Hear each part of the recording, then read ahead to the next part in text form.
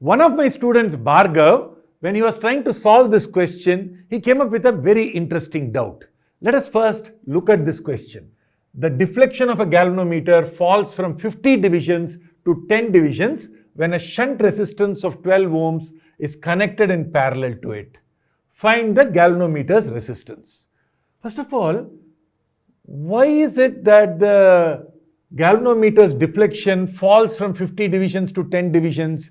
Because the current through the galvanometer reduces when you connect the shunt resistance. Now, Bhargav's doubt was, if you look at this galvanometer, it is connected to a battery and you are connecting a shunt resistance in parallel. Now, this battery is not changing. So, since the battery is not changing, the galvanometer must have the same current, because this potential drop will be that potential drop divided by the resistance of the galvanometer. Well, it is going to give you the same current. When you add the shunt resistance, the shunt will also have some current. So that means the total current through the battery will increase. But the current in the galvanometer will not change. And if it does not change, how will the galvanometer's deflection change? It's a very, very interesting question. I want you to think about it. So pause and think about this doubt.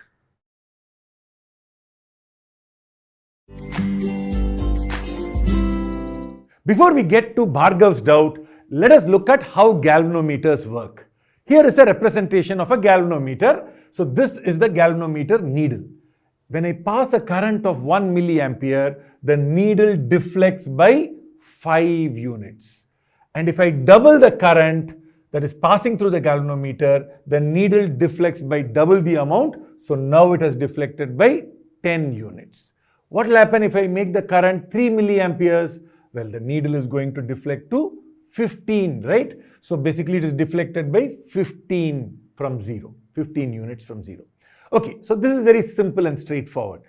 But what about the readings on that side? Well, if the current is sent in the opposite direction, so suppose I say I'm sending 2 milliamperes that way, then this needle is going to deflect like this, 10 units. Okay, so basically you can deflect the galvanometer needle that way by sending the current like this, or deflect it this way by sending the current like this. Okay, so we can see very clearly that the deflection of a galvanometer is proportional to the current flowing through it. So we can use the deflection, which of course you can measure, right? It's just an angle that you're measuring. So you can use the deflection to figure out how much current is flowing. So we can use the deflection directly to measure the current flowing. So now you might ask, then I just need to calibrate the numbers here. I can directly use that to measure the current. Why do I need a shunt resistance? Because the galvanometer has a limitation. The maximum galvanometer current is just a few milliamperes. But in a circuit, you typically want to measure several amperes. Definitely you want to measure hundreds of milliamperes. So few milliamperes is not enough. So we want to modify this galvanometer by adding a shunt resistance in parallel. Let us now see what a shunt resistor does. Okay, so here I have our galvanometer. This galvanometer can maximum handle up to 5 milliamperes. I want to measure a current which is 50 milliamperes. Now clearly the galvanometer cannot handle that. So if I connect it like this, there's going to be a problem. So then what do we do? Please remember that the galvanometer also has a resistance. Let us say it has 49 ohm resistance. I'm going to take something much smaller than this resistance and I'm going to connect it like this in parallel. What is much smaller than 49? 1. So I'm going to take a 1 ohm resistor. I'm going to call this the shunt resistor and I'm going to connect it to the galvanometer in parallel. Okay. Now what is going to happen? You see, this current that is coming in here, 50 milliamperes, is not going into the galvanometer. It's going into this combination. Now, this resistance, 1 ohm, is in parallel with this 49 ohm. So obviously this current is going to split between the two. And which branch will have more current? Obviously the branch which has lesser resistance will have more current. How much? This resistance to this resistance is 1:49. The current is going to be in the inverse ratio, 49:1. So you're going to have 49 times the current there, 1 times the current here. 50 milliamperes comes in, it is going to be split as 49 milliamperes that way and 1 milliampere this way. Please notice, you still have 50 milliamperes, but only 1 milliampere goes into the galvanometer. Can the galvanometer handle that? Yes, of course it can. So for 1 milliampere, it is going to turn by 5 units. So by looking at the fact that it is turned by 5 units, we know that this current is 1 milliampere, but this current is 1 milliampere means this current must be 50 milliamperes. So that 5 there represents 50 milliamperes. Okay. Now suppose I change this 50 and make it 100 milliamperes. The ratio of the current will still be 49:1, and so you're going to get 98 milliamperes that way and 2 milliamperes here. So this current has now doubled because I doubled this current.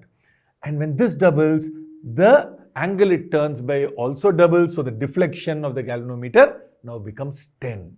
So if you think about this, I am now measuring much larger currents using the same galvanometer by splitting this current into two parts. One goes through the shunt resistance and a very small amount of current goes through the galvanometer. If I think of this entire thing as a single piece, we call this an ammeter. All you are doing is taking all these readings, instead of calling this 0, 5, 10, you are changing it to the actual current coming in. That's all. You're just changing the calibration. So you're going to say 0, 50, 100 milliamperes, 150 milliamperes. So if 100 milliamperes current comes in, remember, this is not the galvanometer, this is the ammeter. That means it has an inbuilt hidden shunt resistance. Most of this current goes through the shunt resistance. A small part, which is of course proportional to what is coming in, goes through the galvanometer portion, and that is what swings the needle, and that's what you can see. Okay, so we have used a shunt resistor to convert a galvanometer into a nice big ammeter which can measure much larger currents. Let us now look at Bhargav's doubt. So Bhargav agrees that if the incoming current is fixed, a large part of that current will go through the shunt resistor, a small tiny portion will go through the galvanometer, and that's exactly what we have been using. But his argument is the incoming current usually comes from a battery. Now if I take a battery and I connect this galvanometer, let us say that the galvanometer is 49 ohms and I want 50 milliamperes current to flow through. What will I be doing? I will need to use a 2.45 volt battery, and so I have 50 milliamperes current. 2.45 by 49 ohms will give me 50 milliamperes current. Now if I take a shunt resistance of 1 ohm and I connect it in parallel, why will this current decrease? Because this potential drop will be same, right? The EMF remains the same, the potential drop remains the same, it's an ideal battery. So this potential drop also is going to remain the same. And therefore this current will continue to be 50 milliamperes. In fact, what is going to happen is that there is no change in the galvanometer current, there is instead a current in the shunt resistance. 2.45 by 1 will be 2.45 amperes, which is 2450 milliamperes. So if I add these two, I have 2500 milliamperes coming from the battery. What has happened is that the current coming out of the battery is not constant, it has increased. So Bhargav's point is, instead of splitting the original current, what is happening here is that the overall current coming out of the battery is increasing. And the current through the galvanometer hasn't changed. And all this time we were talking about the shunt resistance as reducing the current in the galvanometer, right? So the galvanometer current does not decrease. So how is the shunt resistance useful? So this is Bhargav's doubt. Let us try to see how to resolve this question. Let us first understand what are we trying to measure. If I take a galvanometer and I connect it to a battery like this, what will be the current that flows through the galvanometer? Well, this battery is 5 volts. The galvanometer has resistance 49 ohms. 5 divided by 49 is approximately 102 milliamperes. So that means you're going to have a 102 milliampere current flowing through the galvanometer. It is first of all too much. But more importantly, even if the galvanometer could measure it, what exactly are we measuring? Is this what I want to measure? How much current will the galvanometer have when you connect it to a battery? Is that the question? No, right? That is not what we want. We want to use the galvanometer to measure a current in an existing circuit, not a circuit constructed with the galvanometer. So that is not the idea here. So let us first understand what are we trying to measure. So we have this circuit. Now this circuit has a resistor 100 ohms and a battery 5 volts. And so there is going to be a current of 5 divided by 100, which is 50 milliamperes, right? 5 by 100 amperes. So 5 by 100 into 1000 is 50 milliamperes. We want to measure this 50 milliamperes. That's why I want to use the galvanometer. How will I do that? I will remove this wire and I will replace that with a galvanometer. Now comes the problem. There are two problems actually. The first problem is that this is too much current, right? This is very big current for the galvanometer to handle. There is a second problem. The second problem is the galvanometer itself has a large resistance, 49 ohms. This is 100 ohms. So if you now look at these two, this is 149 ohms. So the original current 50 milliamperes is no longer flowing. It is 5 divided by 149. So the current now has changed to 33.5 milliamperes. So even if you wanted to measure, even if the galvanometer was capable, which it can't, right? Because it's too large a current, the current itself has changed. So by putting the galvanometer, we have messed up the situation itself. We wanted to only measure, but the galvanometer is changing the current. Now both of these problems can be solved by putting a small shunt resistor in parallel to the galvanometer. Let us try and understand how that works. So I have this circuit like before, except now I'm going to put this shunt resistance, right? So now let us think about it. Now these two are in parallel, right? 49 ohms in parallel with 1 ohm. What is the equivalent? R1, R2 by R1 plus R2. So galvanometer resistance and shunt resistance in parallel together, the equivalent resistance is 49 into 1 by 49 plus 1, 49 by 50, which is 0.98 ohms. It is less than 1 ohm. It has to be. You know that when you have resistors in parallel, the total resistance, equivalent resistance, is smaller than the smallest of them. So it is smaller than 1 ohm, right? It is 0.98, which is almost, you can neglect it because you have 100 ohms, 100 in series with this combination 0.98, it will become 100.98. You can almost treat it as 100. So which means this current will be 5 divided by 100.98, almost the same current as before, 50 milliamperes, approximately 50 milliamperes. And a large part of this current is going to go there because you see that these resistors are in the ratio of 1:49. So current will be in the ratio of 49:1. So you're going to have 49 by 50 times 50 milliamperes. So 49 milliamperes going that way, and here you're going to have 1 milliampere current. So what has this shunt resistance done? It has first ensured that the current we are measuring has not changed by much, because it has reduced the equivalent resistance of this combination. And the second, it has taken most of the current there, so therefore the current going through the galvanometer, it has made it really, really small. So basically both these problems have got solved because of this small shunt resistance. And once you keep this in mind, then we can easily address Bhargav's doubt. Okay, let us now look at how to handle that. Let us now finally resolve Bhargav's doubt. Okay, so if actually you connect this galvanometer with the shunt directly to an ideal battery, of course what Bhargav said is correct, but we never do this. We never do this. Never connect a galvanometer across a battery directly. What you are going to do is that you want to measure the current in this circuit. So you're going to remove this and you're going to connect this galvanometer shunt combination here, right? So you're going to basically connect it like this. So there is always this nice big resistor sitting here. So you're not connecting it across a battery, you're connecting it across a battery resistor combination. So this is what is correct. And this combination has a very, very low resistance, so it does not change the current that is coming in.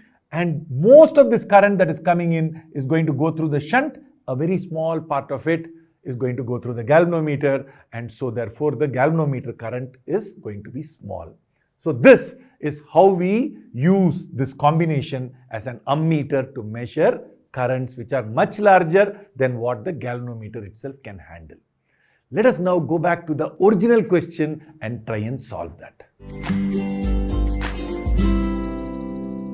Let us now see how to solve this question. The deflection of a galvanometer falls from 50 divisions to 10 divisions when a shunt resistance of 12 ohms is connected in parallel to it.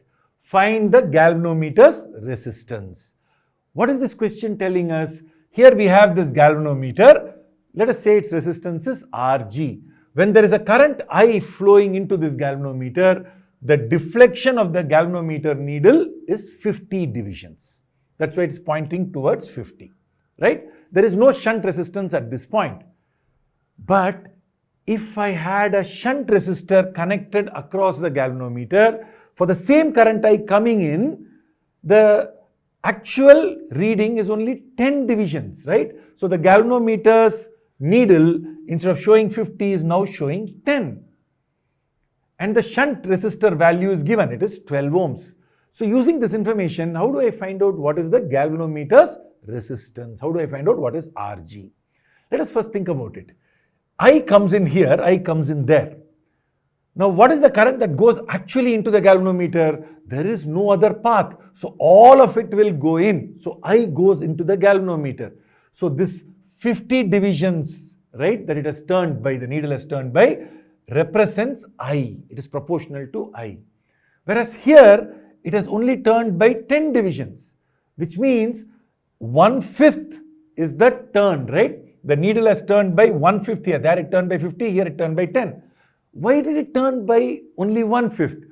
Because the current coming in here must be 1/5.